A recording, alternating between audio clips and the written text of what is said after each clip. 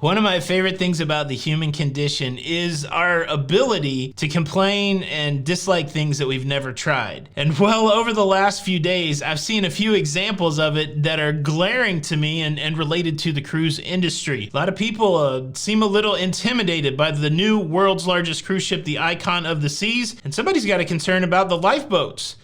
And I did some lifeboat research, and I might have some concerns about lifeboats. Yeah, it's a mess, but I don't like it, and I've never tried it. Let's talk about it.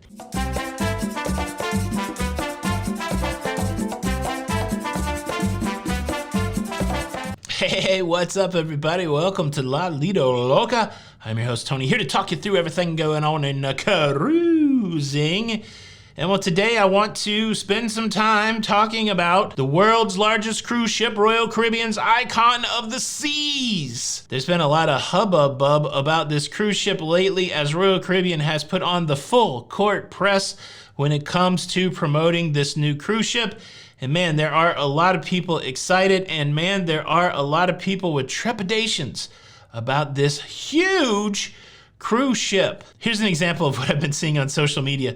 This is a tweet from the account World of History. The world's largest cruise ship, named Icon of the Seas, set sail in January 2024. It will carry 5,610 passengers and 2,350 crew members. It's 5 times larger and heavier than the Titanic. It's 5 times larger and heavier than the Titanic, weighing 250,800 tons, while the Titanic weighed 50,210 tons. I don't know if this post is supposed to be positive or negative or just a conversation starter, but a conversation did start in the comments of this tweet. First, let's address the, Jack and Rose situation in the room. This 5 times larger than the Titanic phrase started making its way around the internet. You see that as the title of several articles out there if you do a Google search for Icon of the Seas. Yeah, imagine with me, if you will, this fantastical scenario. The cruise ships of 2023 and 2024 are larger, are you ready for it? Are larger than the ships that were built in the early 1900s. Much bigger even. It's crazy. I recently went to the Titanic Museum in Belfast. Do you know the rivet work on the Titanic was done by hand? There was like a couple dudes on one side of the steel plate and another dude or two on the other side of the steel plate. The way the process worked, pretty high tech. They heated up the rivets till the steel was molten hot. Then they threw them down to a guy that had to catch them.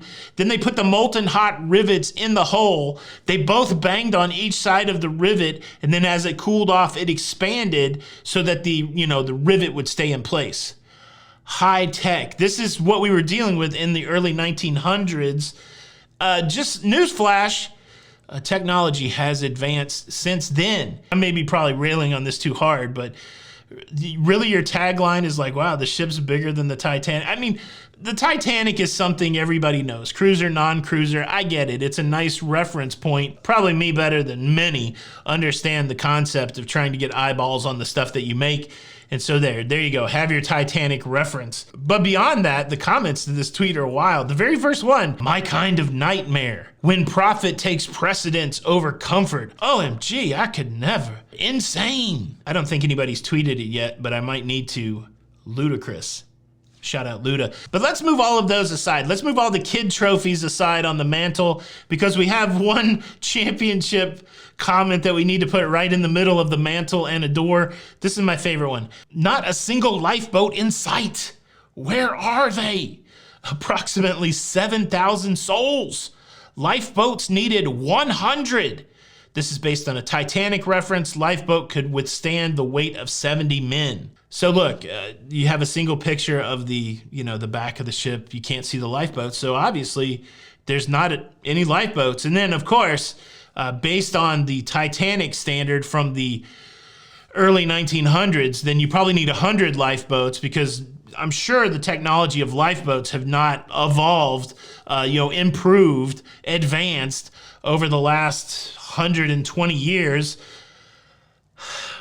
it did make me do some lifeboat research. I got to tell you what I found, because I thought that there had to be 100% amount of seats on lifeboats for passengers on vessels. That's not true. What is going on? You know, the person with safety concerns. You think they're going to put a cruise ship out there that's not safe to sail? And for reference, this is going to be the world's largest cruise ship, but there's a cruise ship almost as big currently sailing the seas without issue. The current world's largest cruise ship, the Wonder of the Seas, its length is 1,188 feet. And while the Icon of the Seas, the length of that ship is going to be 1,198 feet. So we're talking about getting another cruise ship that's just 10 feet longer. I don't like it. Did you try it? I didn't try it, but I don't like it. I'm guilty of it too. There's food in my life that I just will not try. I'm convinced that I will not like it. I was very anti-guacamole and avocado until I was in my mid-40s, and I love that stuff now. Again, like I said, human nature. But look, what is real beyond all of that hype is the rules around lifeboats set out by Solus, the body that does the regulation for cruise ships. And again, it's not 100%. You don't have to have 100% lifeboat capacity. You don't even have to have 80% lifeboat capacity. I'm gonna tell you what the actual, official rules are for that. But before I do that, let me quickly invite you to subscribe. If you like staying up to date with everything that's going on in cruising, please consider subscribing with the notification bell on. We're currently on this march to 250,000 subscribers. Today's subscriber count, 226,775. Welcome everybody who's joined over the last week or so. Welcome to the local fam. The subscribe button is just below the video window for the most part, or if you're on your TV, you may have to manipulate the little clicky wheel on your clicky wheel thing. It doesn't cost anything, helps us out. Thank you in advance. So here's the official guidelines from Solus, which was established in 1974, the International Convention for Safety of Life at Sea, Solus.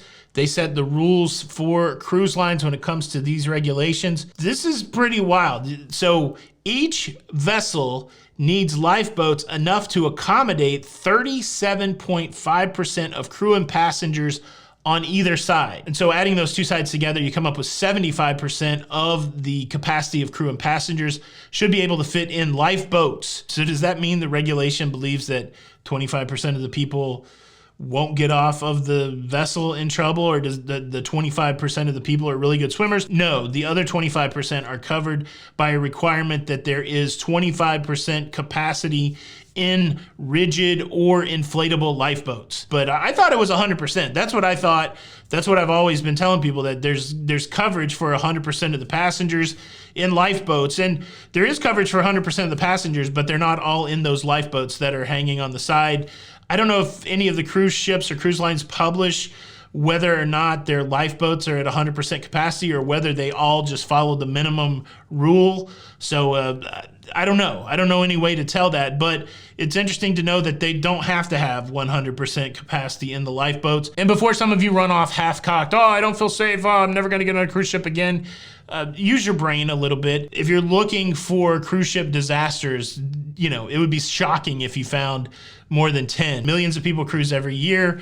Not an issue with the lifeboats, but I was shocked that the requirement was not 100%. I'm kind of excited to see how many people jump in the comments and go, I'm never cruising again. You probably shouldn't. If just knowing that about the lifeboats is enough to make you not cruise, you probably shouldn't.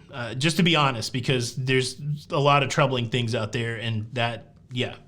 So yeah, maybe I've just done you a service. And if you made it this long, well, you've won a prize. I will address it. What's on my nose? I got some sort of pimple or something, but it's a nice and bright red. I'm like Rudolph the pimpled-nosed reindeer. Santa, I need some pimple cream. What was the pimple cream? Stridex. I need some Stridex, Santa Claus. What do you think? Is there something in your life that you've avoided trying because you didn't think you would like it, and then you tried it and you loved it? I would love to hear some of those stories in the comments below. Thank you so much for checking out the show today. I sure hope you enjoyed it. You can show your support by hitting the like button. And unfortunately, if you do not hit the like button, I will be forced to punish you. And your punishment is this. Next week, you will be summoned to the house of your partner's boss for the occasion of having a dinner. And they will have a 3-course meal for you full of foods that you do not like to eat. And you will be forced to eat all of the foods so that you do not look rude in front of your partner's boss. All of a sudden, you're going to be eating a salmon patty.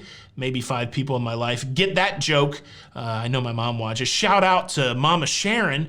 Gonna be forced to eat a salmon patty, and you won't be able to leave the table until you, maybe I need to talk to somebody about it. Look, hit the like button and none of us get hurt. This is Tony for La Lido Loca. Until the next time, we'll see you on the Lido. Bye.